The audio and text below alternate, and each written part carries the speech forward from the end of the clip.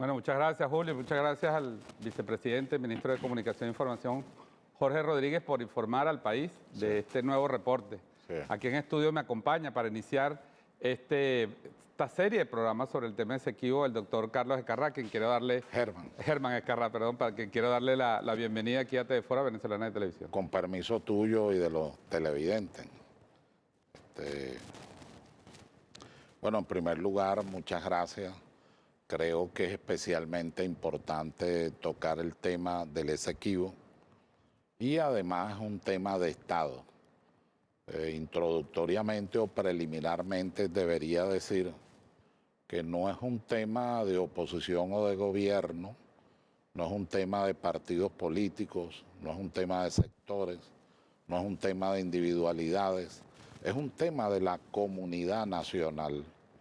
Nosotros se nos despojó mediante un instrumento al que ahora me voy a referir, de un promedio de casi 160.000 kilómetros cuadrados que están en el orden geográfico, son todos los territorios que están al lado del río Esequibo en la parte occidental.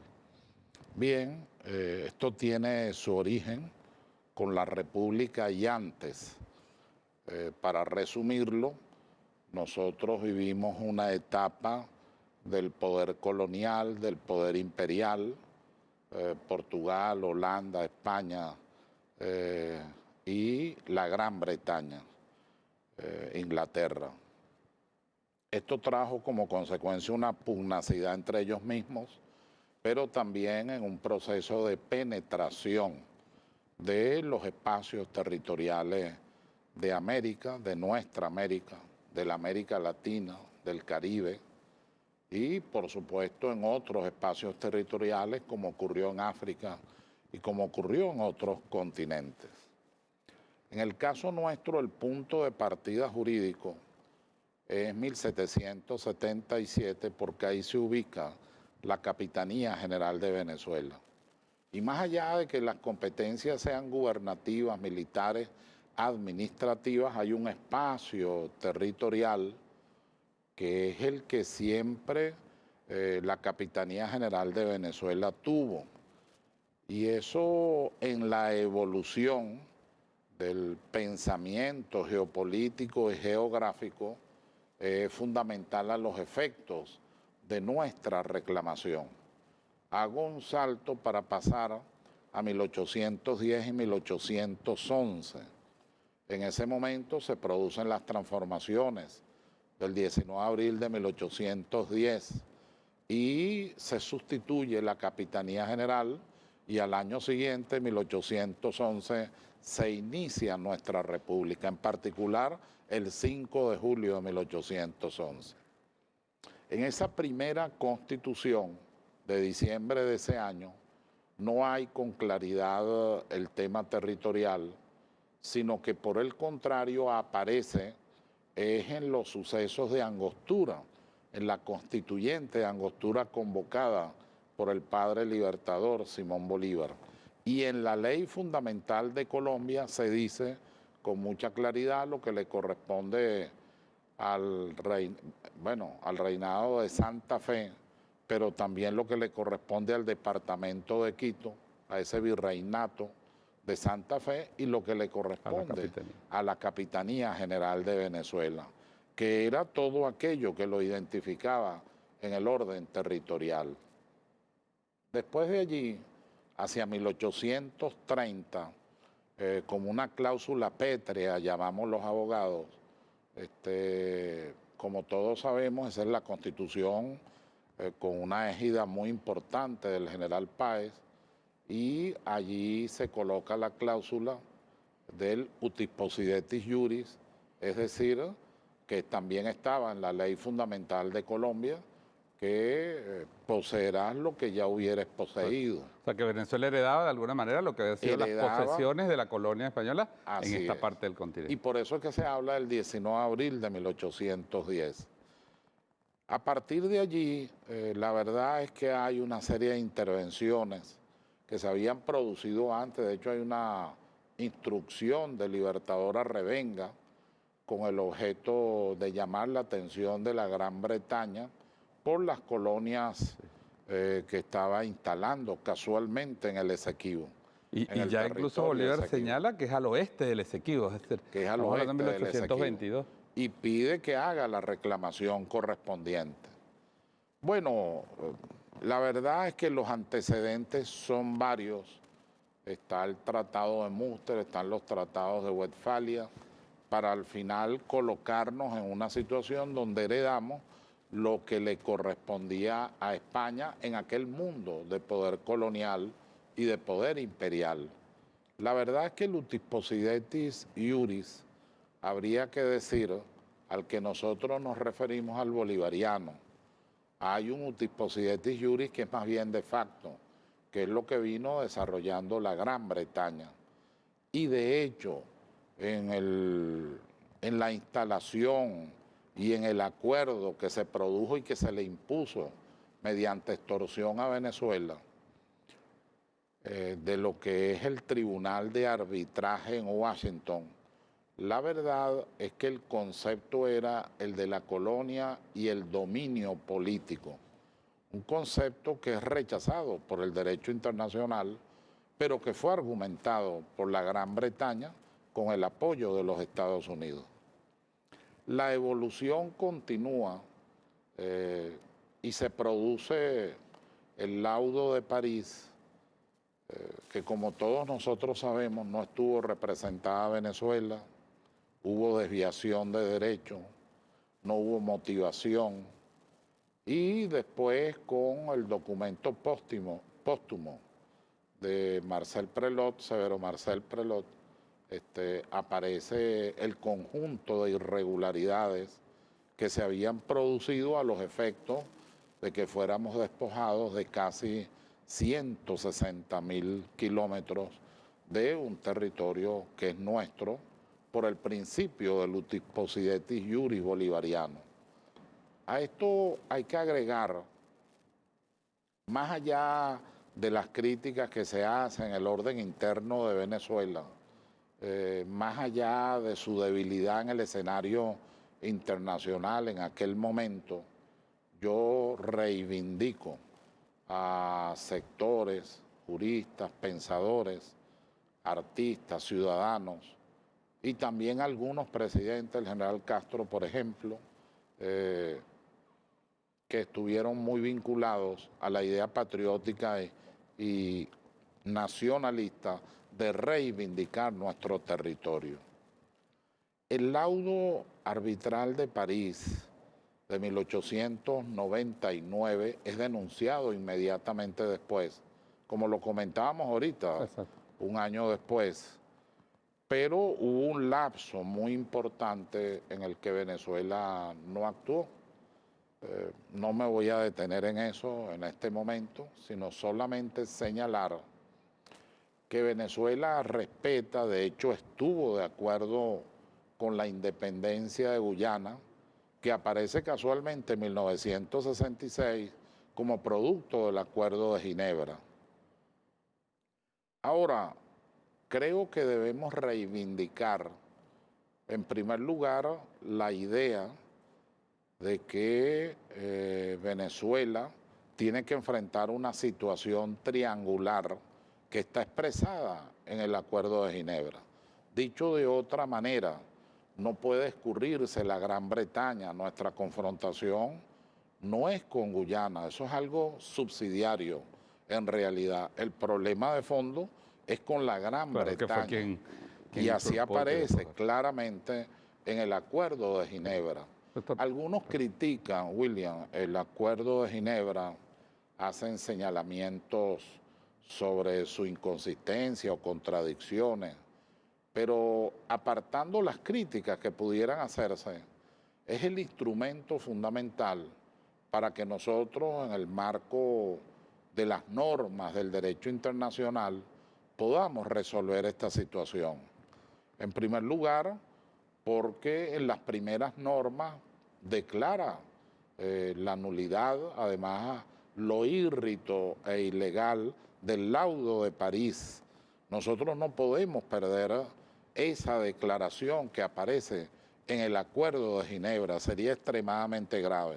Sé que algunos piensan que hay que ir a la denuncia del Tribunal Arbitral de Washington y que también hay que ir a la denuncia del laudo de París. Yo por el contrario pienso, y es la política del Estado venezolano en este momento y del gobierno nacional, que más bien debemos fortalecer, independientemente de los errores, omisiones, contradicciones que pudieran existir en el Acuerdo de Ginebra, pero es el instrumento que en el orden internacional nos puede permitir la reivindicación del territorio, porque además nos reenvía al artículo 33 de la Carta de las Naciones Unidas, que casualmente son los pasos que hemos venido dando.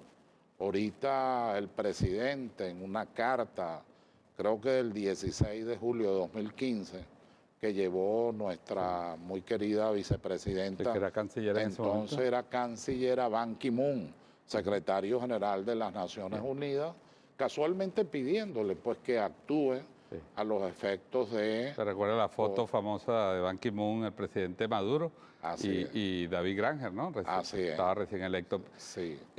Doctor, bueno, este resumen que usted ha hecho nos ubica, vamos a ir como tocando los elementos políticos, históricos y jurídicos que viene usted hilando. Hay una comisión nacional de defensa del Esequibo, usted forma parte, la dirige la vicepresidenta, está la Asamblea Nacional, está el Tribunal Supremo de Justicia, es decir, están las instituciones, el poder de las instituciones, la institucionalidad de la República. Pero en la ciudadanía, y lo ha insistido Chávez, lo dijo muchas veces, el comandante Chávez, el presidente Maduro lo ha dicho, un gran vacío de información. Muchos venezolanos en la calle seguramente uno le pregunta qué es el Esequibo y no sabemos decir más allá de lo que hemos escuchado en la escuela o de la zona en reclamación. Vamos a ver, porque hoy, al terminar este programa, esta conversación, vamos a tener un documental producido por PDVSA TV, un documental extraordinario que nos cuenta un poco también, complementa esta ruta histórica y jurídica que nos está dando el doctor Ezcarrá. Vamos a ver brevemente de qué trata este documental en un fragmento, porque vamos a verlo completo al terminar este foro. Veamos.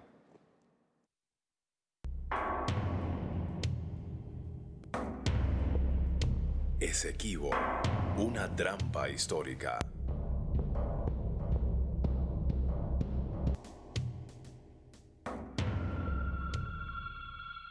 La Guayana Esequiba comprende una superficie de 159.542 kilómetros cuadrados. Forma parte del escudo guayanés y posee un área costera de 435 kilómetros que va desde Punta Playa hasta la desembocadura del río Esequibo. Limita al norte con el Océano Atlántico, al noroeste con los estados del Tamacuro y Bolívar, al suroeste con la República Federativa del Brasil y al este con la República Cooperativa de Guyana. En esa extensión territorial se concentra una gran diversidad de recursos naturales, entre los que destacan áreas forestales y tierras agrícolas, así como oro, hierro, diamantes, bauxita, manganeso, coltán, uranio, gas y petróleo. Los recursos ahí son importantes, los recursos naturales. Se sabe de importantes yacimientos de hidrocarburos en el fondo marino. Se sabe también de importantes recursos mineros, de oro, de coltán, de diamante en la zona continental, los recursos forestales. Posee una diversidad biológica importantísima, una alta diversidad biológica, unos recursos en agua, también agua dulce, que es una de las grandes preocupaciones del mundo en los próximos años, va a ser la disponibilidad de agua dulce de buena calidad. Pues este territorio también es muy rico en esos recursos. La Guayana Esequiba es el territorio venezolano más al este de Venezuela, comprendido de la margen izquierda del río Esequibo o del río Esequibo hacia el oeste. Sería la frontera con la República Cooperativa de Guyana, justamente la línea media del río Esequibo, a través de su canal más profundo, que se le conoce como vaguada. Desde el punto de vista natural, lo que es el territorio en disputa es la prolongación de tres grandes dominios venezolanos. El norte, a donde desembocan el Esequibo, el Demerara, el Berbice y todos esos ríos, es una prolongación de la llanura del Taica. Es la misma. De hecho, es el espacio con mayor dinámica económica, donde se cultivan cereales, arroz, donde está la mayor parte de la población. Ese es el norte. El centro es la prolongación de nuestros sorprendentes tepuyes, del Roraima. El Roraima inclusive es el punto de convergencia de los límites de la Ollantepui y de tantos, de esos inmensos tepuyes que nos sorprenden, están en el centro. Y el sur es la prolongación de la selva amazónica, porque es el mismo espacio.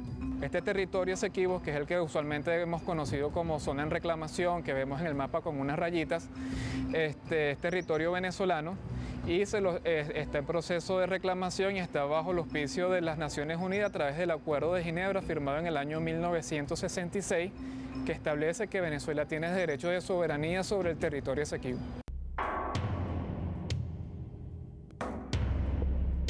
Esequibo, una trampa histórica.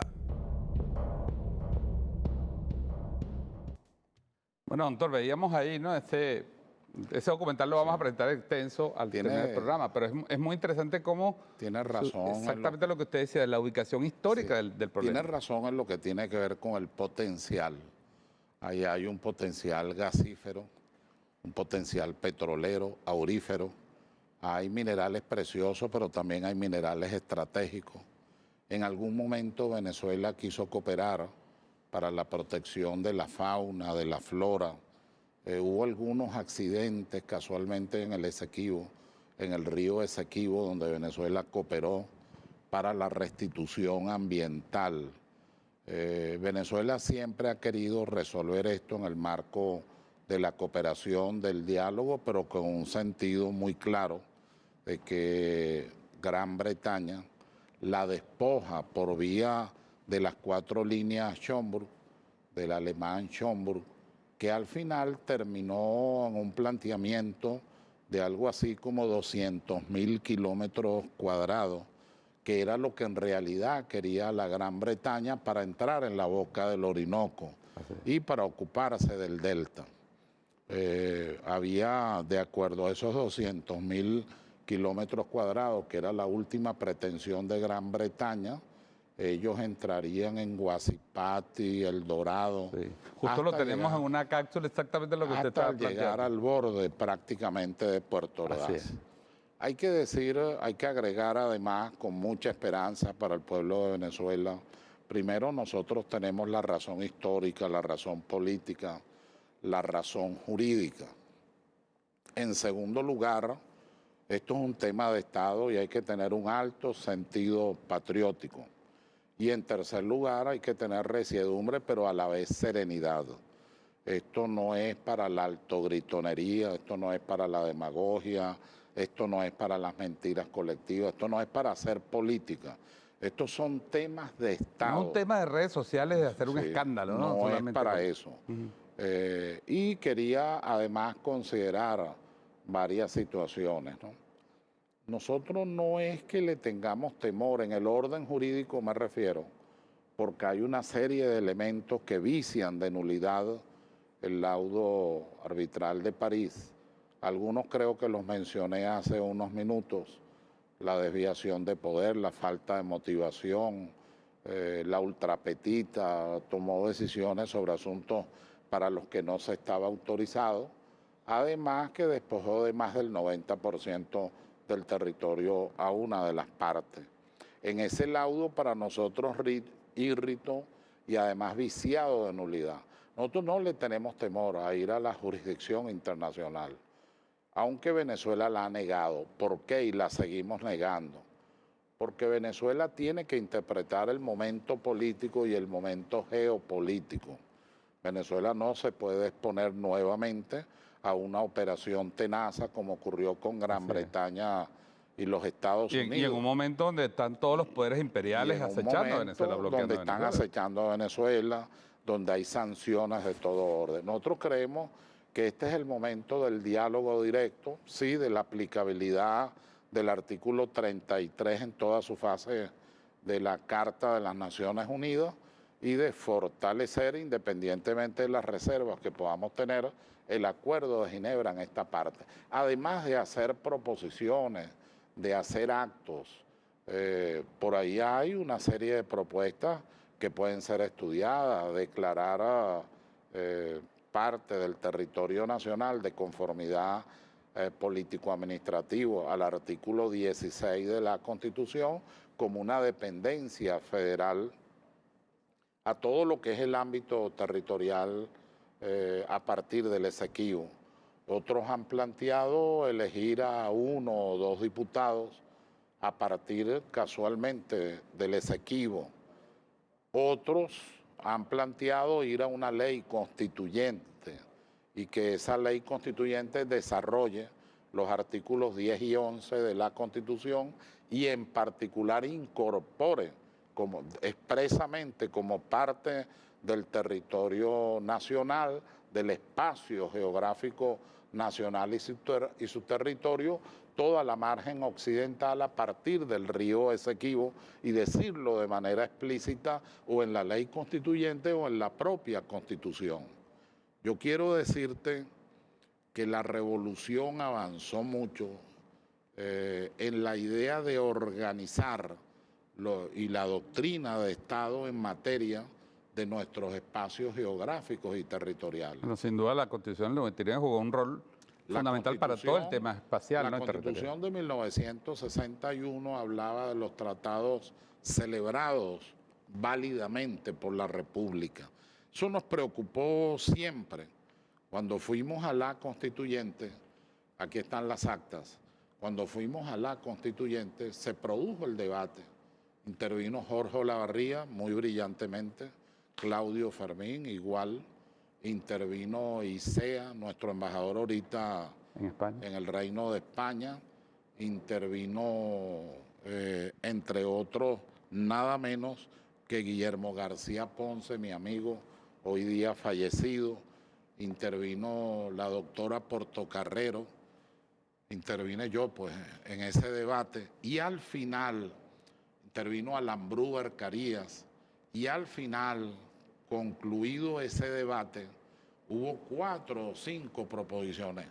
Las 4 primeras fueron rechazadas y cuando se entra en la propuesta de Guillermo García Ponce y mi persona, que decía así, el territorio y demás espacios geográficos de la República es el que correspondía a la Capitanía General de Venezuela ante las transformaciones políticas iniciadas en 1810 con las modificaciones resultantes de los tratados y laudos arbitrales no viciados de nulidad. Eso no existía, ni existió en ninguna constitución anterior. Y eso nos dio indudablemente un paso adelante, un paso de avance.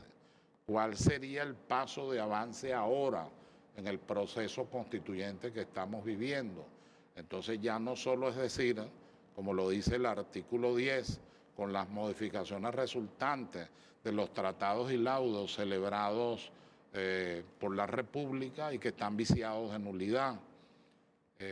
Ese espacio geográfico pertenece a Venezuela. Entonces hay que decirlo, si nosotros decimos que el laudo de París está viciado de nulidad desde 1899, nosotros tenemos ahora que decir que forma parte en ese artículo 10 o en el artículo 11 también, que forma parte de nuestro espacio geográfico, de nuestro territorio, toda la margen occidental del río Esequibo. Yo envié una carta a mi amigo, que espero se mejore pronto, presidente de la Asamblea Constituyente, Diosdado Cabello, sobre este tema y estoy seguro que en cualquier momento la soberana Asamblea Constituyente asumirá este debate y tomará seguramente la mejor resolución.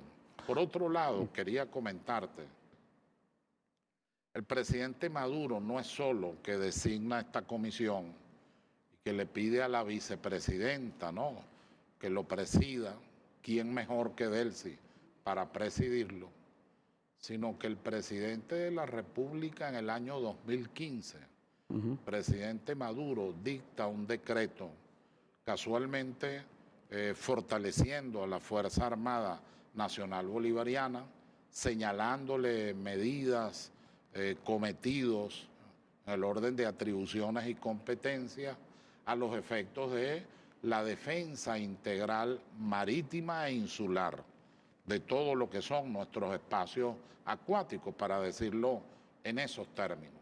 Pero el presidente, con mucho sentido de Estado, le hace la consulta al Consejo de Estado.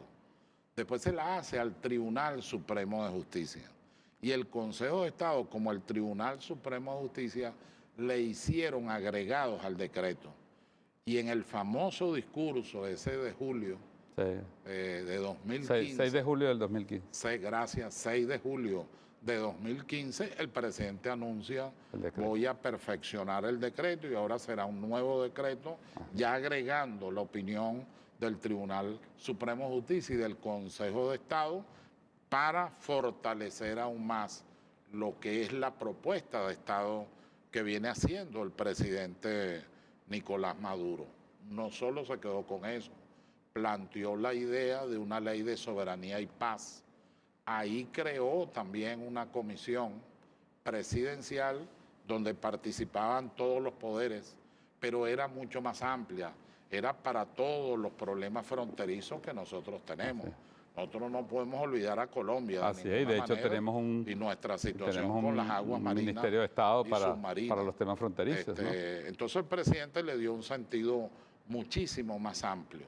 En este caso es una comisión que específicamente está dirigida a la defensa del Esequibo y debe tener además entre sus objetos no solo la parte pedagógica que tú estás haciendo y que hay que aplaudir y reconocer, sino también la motivación nacional, el conocimiento nacional, la difusión para la defensa de lo que son nuestros intereses y de lo que en definitiva es fundamental para nuestros hijos, los hijos de nuestros hijos y los hijos de los hijos de nuestros hijos. Sería verdaderamente lamentable que por desidia, que por falta de discernimiento, que por no tener sentido de unidad nacional, nosotros le demos la espalda a la mejor historia. Bueno, ya vamos a llegar a un punto que quiero su opinión sobre estas informaciones que han salido de personas que habrían estado ofreciendo el territorio Esequibo de líderes políticos, porque es un tema polémico. Quisiera en este trabajo y en este seguimiento que usted le hace, doctor, usted mencionaba hace unos minutos el tema de las líneas de Robert Schomburg. Yo quisiera que viéramos alemán contratado, amigo de la reina, ¿no? Y vino a trazar las líneas aquí en Venezuela. Él lo manda en la Sociedad Geográfica. Sí, y aparece en la historia como un geógrafo, un naturalista, pero lo que hace Schomburg con sus 5 líneas es precisamente, de alguna manera, elaborar la propuesta. 4.000 kilómetros no le gustó a la reina y termina casi en 200.000 kilómetros. Vamos a ver este fragmento, esta cápsula que hicimos aquí en Venezolana de Televisión, para ver el comentario sobre lo que fue el proceso de avance, de apropiación, de asalto al territorio Esequibo, legalizado por estas famosas líneas del inglés Robert Schomburg. Adelante. 5 líneas inglesas. La línea roja marca el reconocimiento de Venezuela por la corona británica en 1824. Esta línea corre a lo largo del río Esequibo. Todo al oeste del río es la Guayana venezolana y así lo acepta Inglaterra. La línea marrón fue trazada por el inglés Robert Schomburg en 1835 y marca ya un avance sobre el territorio venezolano, pese a que la línea discurre también a lo largo del río Esequibo. La línea morada la traza Schomburg entre 1840 y 1886. En esta, ya Inglaterra define como suyo todo el actual territorio Esequibo y se adentra de lleno en territorio venezolano.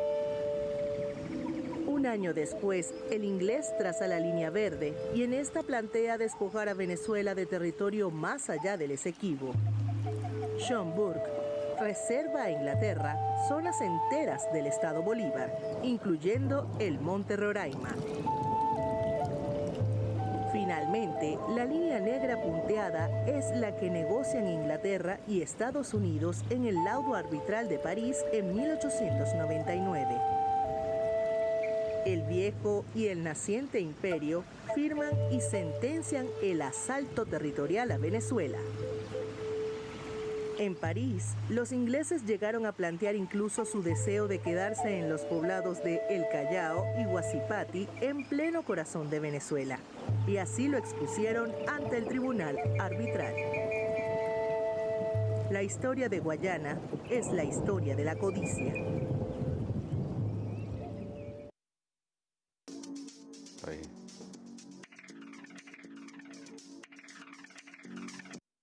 Bueno, ahí están lo que usted refería hace unos minutos, doctor, las 5 líneas de Schomburg, que más que un hecho histórico fue un hecho político, más que un hecho naturalista y geográfico fue una decisión política. Así es. Y además ahí aparece, sin lugar a dudas, la influencia tanto de la Gran Bretaña, como es obvio, pero también de los Estados Unidos. No obstante, fue tan grave lo que ocurrió con el laudo de París, que uno de los presidentes norteamericanos llegó a decir, fue una cochinada lo que allí se hizo. Se lo dijo al exsecretario James Only.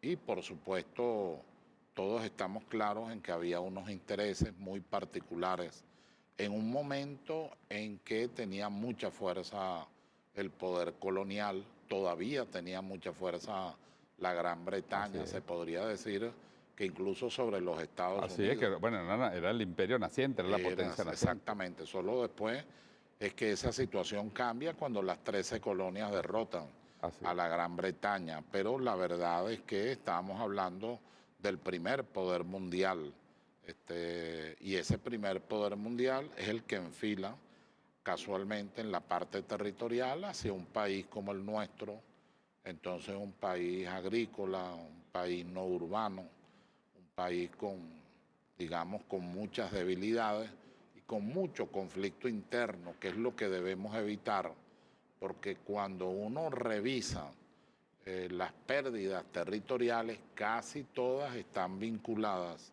a situaciones internas donde se divide el país. Y aprovecharon momentos de debilidad también. Por un lado los patriotas y por otro lado los antipatriotas. Hay una carta, yo he debido traerla porque es para no creerlo. Hay una carta que le dirigen a la reina un grupo de personalidades, apellidos que todavía existen, ¿no? Hoy día, apellidos pues de los sectores, digamos, de la aristocracia económica en Venezuela, y en esa carta le ofrecen todo el territorio nuestro a la reina, pidiéndole que intervenga, porque hay una situación levantisca de los campesinos que está perjudicando sus propiedades. La historia vuelve a repetirse, doctor, diría alguien por allí. Sí, de verdad es doloroso. Claro, entonces, fíjense estas situaciones, debilidad del país, 50 años de guerras intestinas, de montoneras. Así fue. Inglaterra va avanzando en esos 50 años, trazando sus líneas. Claro, sin lugar a dudas. Y luego viene Estados Unidos a jugar un rol que todavía históricamente está por descubrirse todo el rol que jugó Estados Unidos para presionar a Venezuela, para obligarlo después a aceptar un despojo territorial. Bueno, lo obliga a aceptar el primero, que es el del tribunal arbitral, y después lo obliga a aceptar el laudo arbitral de París, con todo tipo de presiones y en una situación donde nosotros no teníamos ninguna representación. Y en 1902 bloquean las costas de Venezuela a Cipriano Castro, que había denunciado el laudo arbitral, y en 1908 lo tumban e impone Estados Unidos una dictadura, una colonia petrolera en Venezuela. Entonces, el interés geopolítico, el interés, vamos a decir, por los recursos, la avidez por los recursos de Venezuela, de todo el territorio venezolano, sin duda, jugaron un rol muy importante en 1899 y lo están jugando hoy en el año 2020. ¿No? Recuerda que lamentablemente, no lo digo con alguna tristeza, ¿no? Hay un sector del país, gracias a Dios que no es todo, es minoritario, pero hay un sector del país que no tiene ningún sentimiento hacia la patria, hacia Venezuela, hacia nuestros problemas, la necesidad de nuestro pueblo, hacia nuestra identidad. Más grave aún, William, me he encontrado en esta etapa con cuestionamientos y críticas al padre libertador, poco históricas, poco legítimas, pero con cuestionamientos extremadamente graves. Es algo así como pretender disolver el Estado pretender disolver la nacionalidad. Gracias a Dios no son una mayoría, la verdad. Pero son gente que pide intervenciones militares en Venezuela. Así es, que hay gente pidiéndole a Estados Unidos que intervenga militarmente en Venezuela, como esa gente le pidió a la reina. Son gente que va a arrodillarse a los poderes imperiales. Doctor, cuando Venezuela tiene una dignidad, tiene un punto honor. Claro. Nosotros hemos tenido, gracias a Dios, dos cosas que te quiero comentar, o dos situaciones. La primera de ellas es un pueblo noble, extraordinario, con una gran capacidad de amor a la patria y con una gran capacidad de resistencia. Hay que ver por todo lo que hemos venido pasando. Y ahí está el pueblo, en una actitud recia, en una actitud de mucha unidad, no se engaña. Y lo otro es una Fuerza Armada Nacional Bolivariana de verdad gloriosa, ¿no? No es una frase, digamos, romántica, o sea, es verdadera. Nosotros tenemos una gran y extraordinaria Fuerza Armada. Yo tuve el honor de conocer a un oficial a quien aprecio mucho, te podría decir que es mi amigo, un almirante. Yo le pregunté por un cuadro que tiene en su oficina y es el reconocimiento, era él un muchacho, un oficial muy joven, a esa embarcación que penetró en las aguas nuestras y él organiza la aprehensión de esa embarcación y los saca de nuestro territorio con un hondo sentido patriótico y con un hondo sentido nacionalista. Nosotros tenemos gente de verdad. El famoso incidente del barco que estaba haciendo exploraciones petroleras, estamos hablando del 2015. Así es. Y nosotros tenemos gente muy valiosa en nuestra Fuerza Armada Nacional Bolivariana y también en el liderazgo del gobierno. A veces son gente que no se les conoce mucho porque su trabajo no es el político, es el trabajo de la gerencia, de la gestión. Yo te podría hablar, por ejemplo, de la Autoridad Acuática Nacional, el capitán César Romero, la labor extraordinaria que hace en el orden patriótico, en el orden de una gestión honesta, en el orden de colaborar con la institucionalidad del país. Y asimismo podría mencionarte a una serie de personas, de ciudadanos, de oficiales que vienen dándonos esperanza, ilusión por Venezuela, por la patria. Por eso es que este es un problema de Estado. Así es. Esto no lo puede agarrar a cualquiera para hacer demagogia. Y por eso aprovecho, doctor, para preguntarle su opinión, lo que le decía hace unos minutos.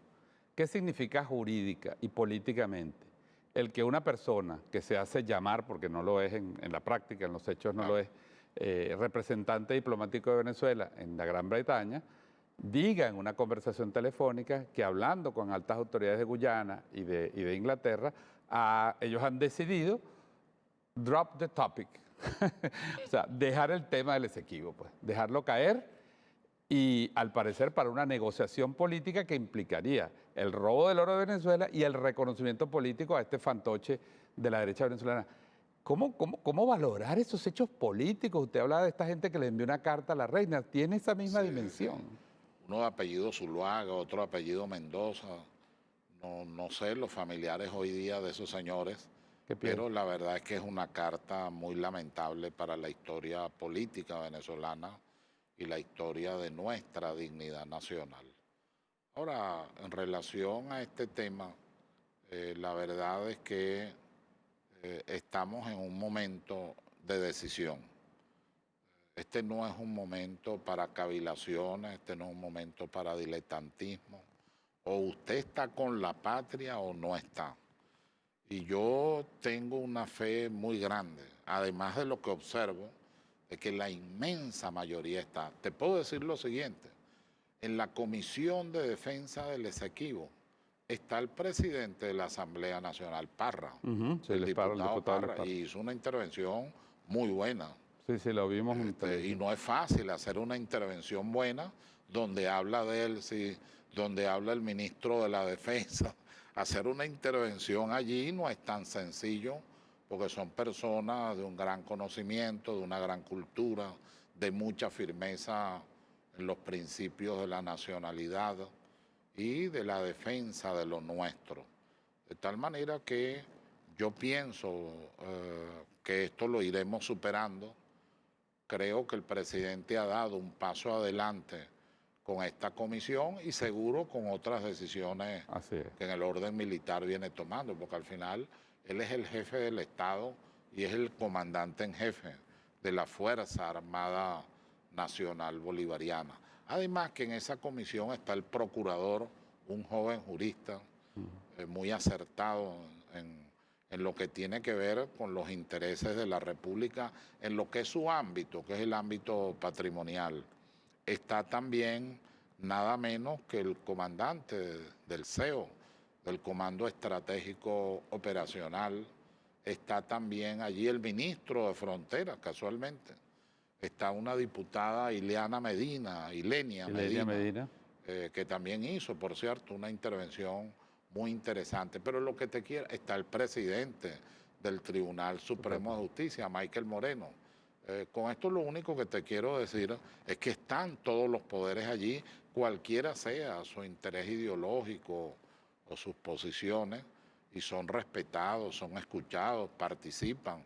En el caso del presidente de la Asamblea Nacional, él propuso que se llamara, se convocara al Consejo de Estado para tratar algunos asuntos que tienen que ver con la conversación o la primera sesión de trabajo que nosotros tuvimos allí.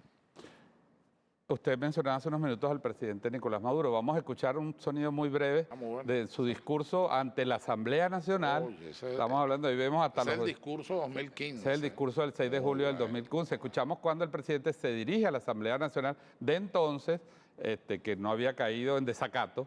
Sí, era Diosdado el presidente. Era Diosdado Cabello el presidente en ese momento, y el presidente plantea el tema del decreto y plantea el problema de una política nacional para la defensa del Esequibo. Veamos. Sí.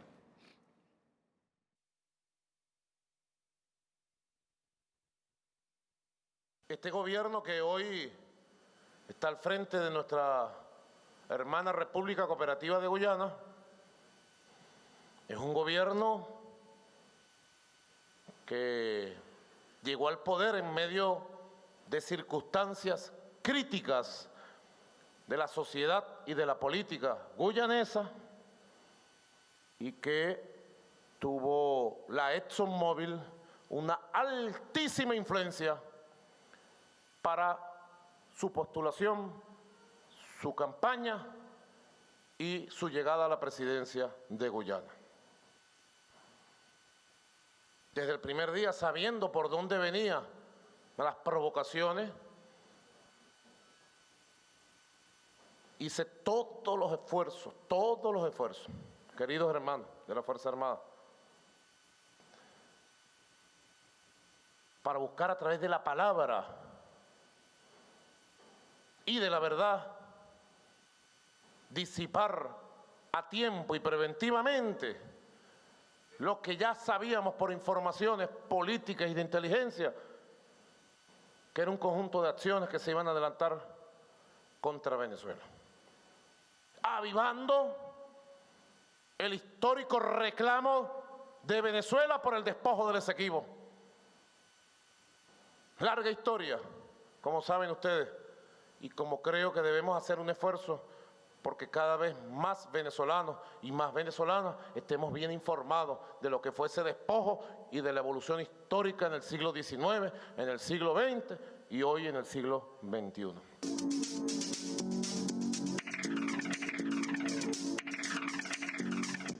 Bueno, ahí el presidente señala el plan derivado desde la toma de posesión de la llegada al poder de David Granger, y alerta al país y llama a la unidad nacional sobre el tema. David Granger está ahorita en una situación de fraude electoral. Así es. Como tú estoy seguro que estás informado.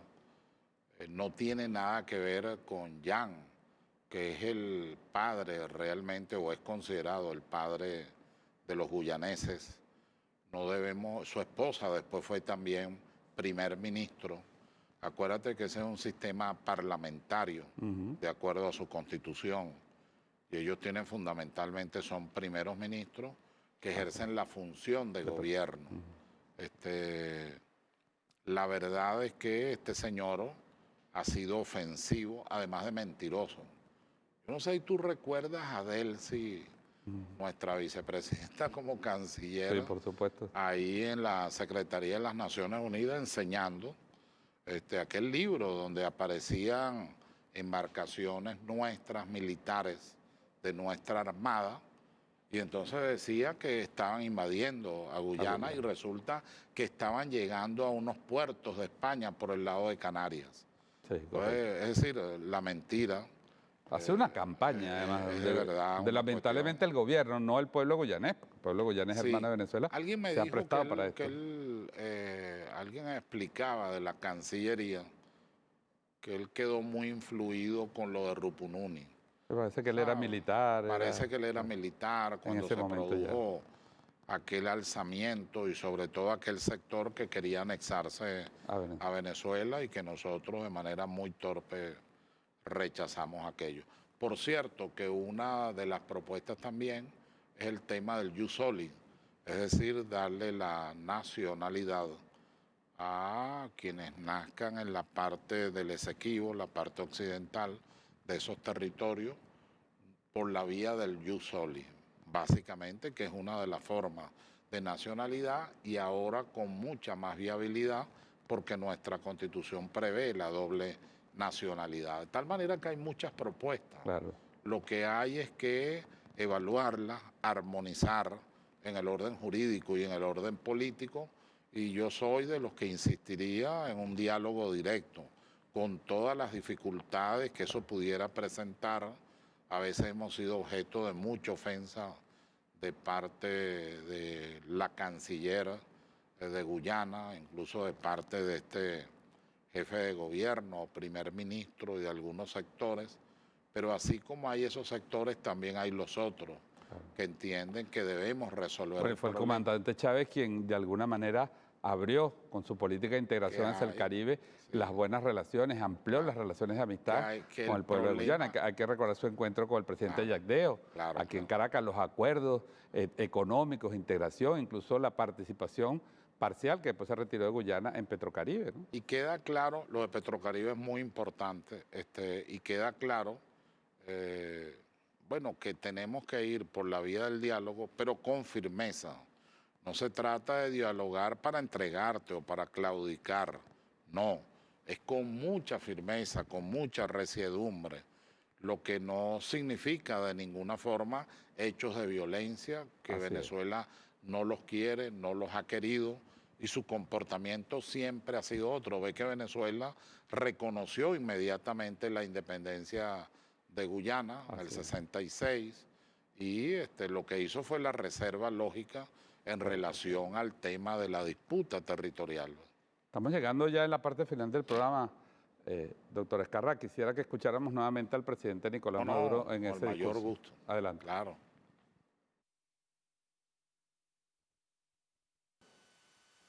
No es por falta de iniciativas diplomáticas ni de diálogo que se desataron las declaraciones antivenezolanas, porque cuando declaran de esta forma no lo hacen contra el presidente Maduro, lo hacen contra toda Venezuela.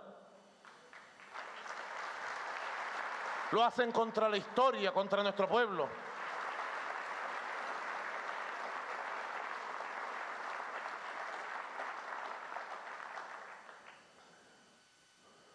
Pero, efectivamente, todo forma parte de un plan de provocación que cuenta con el apoyo decidido, el financiamiento de transnacionales petroleras, de la ExxonMobil, y cuenta con el apoyo decidido de importantes lobbies de poder en Washington y en agencias del poder estadounidense, incluyendo el Pentágono. Ha sido activado contra Venezuela un plan de provocación, hermanos y hermanas, y es nuestro deber mostrar la unión más férrea de la nación venezolana para enviar un mensaje claro que nos permita vencer estos escenarios de violencia, de confrontación, de conflicto que se han activado contra nuestro país desde el extranjero.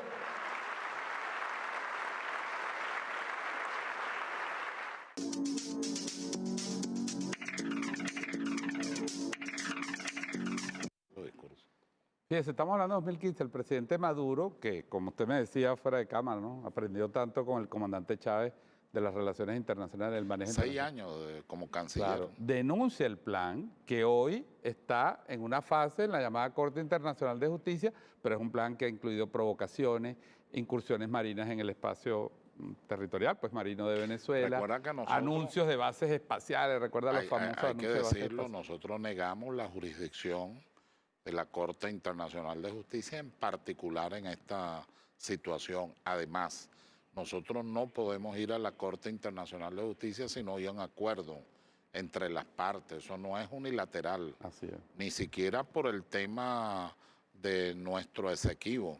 En cualquier tema, para usted ir a la Corte Internacional de Justicia, tienen que concurrir las dos partes. Tiene que haber una armonía de las partes y concurrir las dos partes. Y ese es un tema sobre el cual también sin duda hay que informar. Yo quisiera, para cerrar, que escuchemos un audio del comandante Chávez. El comandante Chávez, el gran constructor de la política de integración de América Latina y el Caribe, el que convirtió a Venezuela en un verdadero país caribeño como lo soñó Bolívar. Petrocaribe, lo que él llamaba la fachada caribeña, la hermandad y la unión con los pueblos del Caribe, incluyendo al pueblo guyanés sin duda alguna.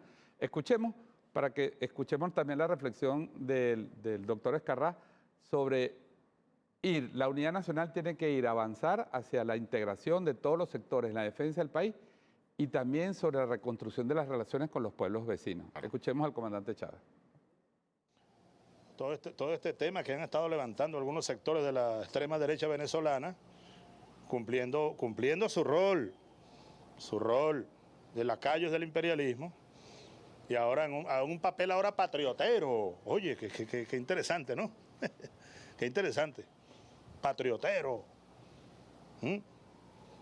Entonces nosotros de manera responsable estamos manejando ese tema.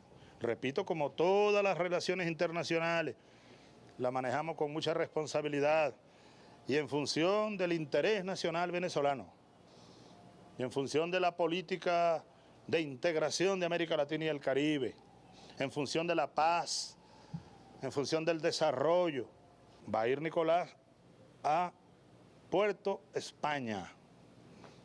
Puerto España mañana por la tarde a una reunión con la canciller de Guyana y con el buen oficiante designado por Naciones Unidas, el señor Norman Girvan. Va a ser una reunión porque hemos decidido, tanto allá como acá, bueno, manejar, como venimos manejando el tema, a la más alta dignidad o con la más alta dignidad, con el más alto cuidado político, diplomático, para no caer en provocaciones, sectores aquí, sectores allá, y sobre todo los sectores o los factores imperialistas que pululan por aquí, pululan por aquí, tratando de causar problemas entre nosotros, donde hay hermandad, donde hay viejos reclamos, que como hermanos y vecinos, bueno, mantenemos en el nivel en que fue acordado por gobiernos anteriores. Protocolo de Puerto España. Fíjense, ahí está el comandante Chávez, ¿no? La claridad estratégica del comandante Chávez. Fíjate que él toma allí, lo subraya, lo del buen oficiante. Después que la comisión técnica a la que se refiere el Acuerdo de Ginebra transcurrieron 4 años sin solución alguna, entonces se acude al secretario general, ese es el procedimiento de las Naciones Unidas, con el objeto de designar un buen oficiante. En la carta que lleva Delcy a Ban Ki-moon, siendo secretario general de las Naciones Unidas, el presidente Maduro le insiste otra vez en la idea del buen oficiante. Esa es una fase. Está la fase de la mediación, están las fórmulas de conciliación, todas ellas a lo que se contrae el artículo 33 de la Carta de las Naciones Unidas y que es reenviado por el propio Acuerdo de Ginebra. Bueno, Venezuela va siguiendo todos sus pasos, ha nombrado los facilitadores, porque no solamente el buen oficiante, sino que las partes nombran los facilitadores y la verdad, al menos en el mundo que yo más conozco, en el mundo de los juristas, personas de una altísima entidad, han venido desarrollando toda una doctrina. Pedro José Lara Peña lamentablemente falleció, Isidro Morales Paúl, Efraín Aristiguieta. Hay un tomo de la Academia de Ciencias Políticas y Sociales donde cada uno de ellos va haciendo su exposición con base a su propia experiencia. También la experiencia, hay que recordarla, de Bureli Rivas, siendo canciller y después candidato a la OEA, pero en una relación muy estrecha con el tema de Guyana, que se rompe por un tema del tendido eléctrico, entre otros aspectos. Hoy día, la política de Estado en esta materia, digamos, está sustentada por la experiencia del presidente Maduro, la experiencia de Delcy Rodríguez, canciller, vicepresidenta, y por un conjunto de expertos, de personas estudiosas en los distintos ámbitos, en la geopolítica petrolera, que es tan necesaria por lo que la Chevron quiere hacer. Acuérdate que quería colocarse en la boca del Orinoco y que quería además, como en efecto ocurrió inicialmente, solo que el presidente Chávez lo impidió, quería no solamente iniciar un periodo de investigación, de exploración, sino que le dieran concesiones en áreas muy delicadas para nosotros. Acuérdate que para nosotros es intangible, para nosotros es fundamental la fachada atlántica. Si nosotros perdiéramos la fachada atlántica, estamos perdiendo el mar y estamos perdiendo la salida al mundo. No solo el tema del crudo extrapesado comerciable, sino que en realidad estamos perdiendo aspectos que son fundamentales para el desarrollo del país. Así como tampoco podemos olvidar, en uno de tus micros se dice, esa zona tiene un potencial enorme en gas, en petróleo, en minerales estratégicos, en minerales preciosos, el coltán, el radio, el plutonio, entre otros aspectos, además una riqueza inmensa en la flora y la fauna y toda la potencia que tiene en materia de agua dulce, de tal manera que es un elemento, es un ámbito muy estratégico para el desarrollo y la seguridad y defensa de la nación. Bueno, y por eso mismo debe unirse todo el país alrededor. Claro. Yo quisiera su mensaje a todos nuestros usuarios, al país entero, más allá de diferencias políticas, Claro, de posturas políticas. claro. ¿Cuál sería el mensaje, usted como estudioso del tema, como una persona que participa en la Comisión de Defensa del Esequibo, en un momento difícil para el país, sin duda por el bloqueo, por el aislamiento, por la campaña de presión diplomática contra nosotros, los poderes imperiales, los corporativos y políticos unidos contra Venezuela? ¿Cuál es el mensaje que usted le daría al pueblo de Venezuela? El mensaje fundamental, William, es de unidad de la nación, de unidad por encima de intereses grupales o individuales, de unidad por encima de facciones. En realidad de lo que se trata es nada menos que de uno de los costados estratégicos más importantes de Venezuela. Acuérdate aquella frase de una carta del Libertador: hay un hermoso y bello país que nace allí en el río Esequibo. Eso es del padre Libertador. Es entrañable a nosotros y nosotros pues recuperaremos sin lugar a dudas el Esequibo, pero vuelvo a insistir, entendiendo que es una política de Estado, entendiendo que debe haber unidad nacional, entendiendo que debe haber patriotismo, entendiendo que no pueden haber intereses subalternos y que esta hora difícil, compleja, en realidad nos llama a la grandeza, a que hagamos actos heroicos.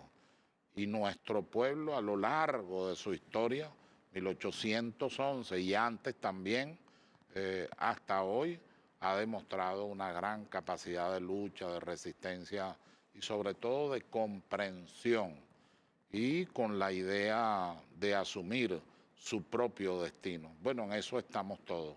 Que tenga el mejor destino el pueblo de Venezuela y nuestra patria, la patria de Bolívar, el padre libertador. Bueno, muchísimas gracias. Gracias, William. Doctor Ezcarrá, es un honor haberlo tenido aquí en TV El Foro. honor es para mí. Y bueno, esperamos ir contando con sus opiniones, con sus análisis para esta serie de programas que vamos a hacer, los temas históricos, los temas jurídicos, los temas económicos, los temas estratégicos, los temas geopolíticos, que significa que están envueltos en el tema del Esequibo. Los invito, apenas terminemos aquí, cortemos aquí en estudio, a ver el documental, un documental extraordinario, una investigación histórica muy reciente, porque es del año 2017 de PDVSA TV, sobre el tema del Esequibo. Esequibo, una trampa histórica que va a complementar el análisis que ha hecho aquí el doctor Ezquerra. Nos vemos en un próximo TV Foro. Gracias.